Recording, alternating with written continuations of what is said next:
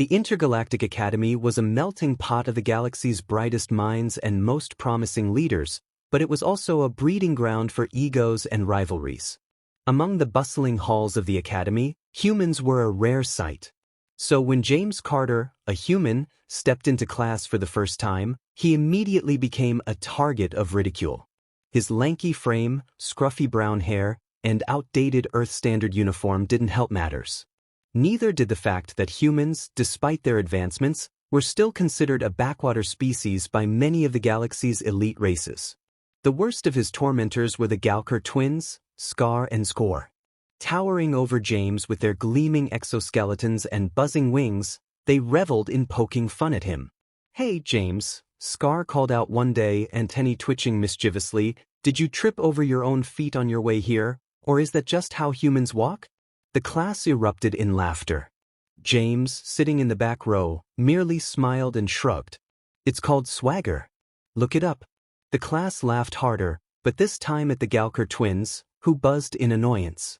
James always had a witty comeback, much to the frustration of his bullies.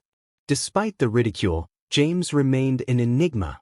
He never rose to the taunts or showed any signs of cracking under pressure.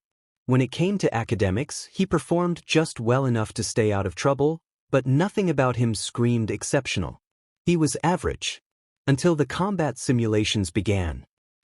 It was the final exam, a galaxy-wide war simulation that every cadet had to pass to graduate. Teams were randomly assigned, and James found himself leading a ragtag group of misfits, an overly anxious Cornian with 8 shaking legs, a Rygosian who could barely lift his plasma rifle, and a Klax who kept trying to eat the simulation props.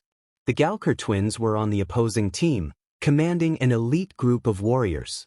The betting pools on James' team's defeat were astronomical. "Ready to surrender, Carter?" Score sneered as they entered the simulation dome, which materialized into a sprawling battlefield of alien terrain.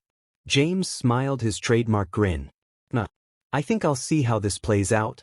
The simulation began, and within moments, chaos erupted. The Galker twins led a frontal assault, their team cutting through obstacles with precision. But James had anticipated this. He and his team were nowhere to be found.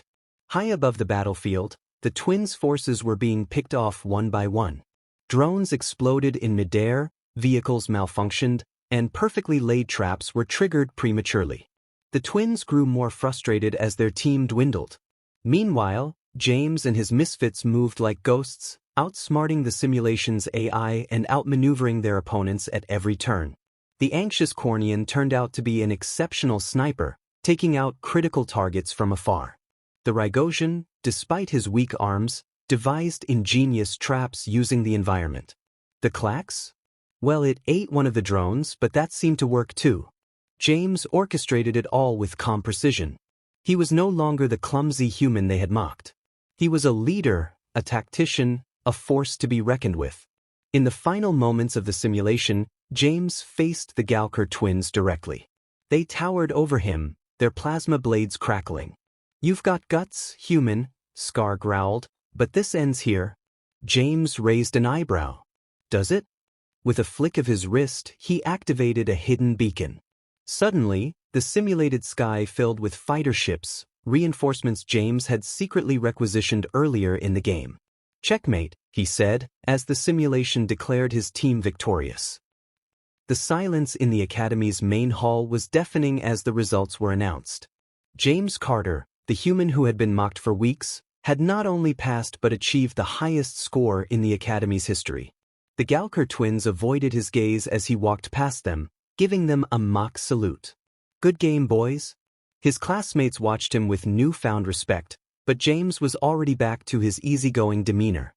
Later, in the dorms, a curious group of cadets cornered him. "How did you do it?" one of them asked. "You're just a human." James leaned back in his chair, arms behind his head. "Just a human, huh?" He chuckled. "Let's just say I've had some practice." Unbeknownst to them, James was a decorated war hero from Earth's Special Forces. Retired early due to a treaty that barred active soldiers from enrolling in intergalactic academies, James had been looking for a fresh start. He just didn't expect it to involve proving himself all over again. Practice at what? the Cornian asked, still confused.